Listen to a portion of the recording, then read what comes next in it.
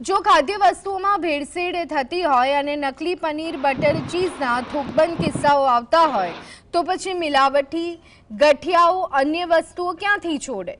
સુરતના પૂણા વિસ્તારમાંથી હવે બનાવટી સ્કિન ક્રીમની ફેક્ટરી ઝડપાઈ છે।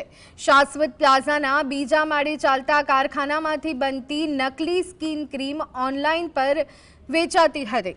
હલકી કક્ષાનું ક્રીમ પ્લાસ્ટિકના ડબ્બામાં ભરી બ્રાન્ડના સ્ટિક સાથે વેચાણ કરનાર આરોપી 21 વર્ષના અર્શિત દેસાઈની ધરપકડ થઈ છે।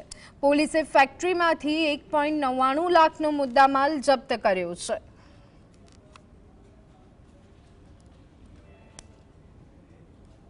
आरोपी है ये अर्शित लालजी भाई देसाई कामरेज का रहने वाला है। ये शाश्वत प्लाजा पूना गांव में ये क्रीम जो है ऑनलाइन बेचान करता था। 150 से 200 रुपए में इसको ऑनलाइन फ्लिपकार्ट जैसे प्लेटफॉर्म पे ये बेचता था और ये क्रीम पूरी तरीके से नकली थी और पिछले 1.5 से 2 महीने से ये यहाँ पे बेचान कर रहा था ऑनलाइन प्लेटफॉर्म्स पे।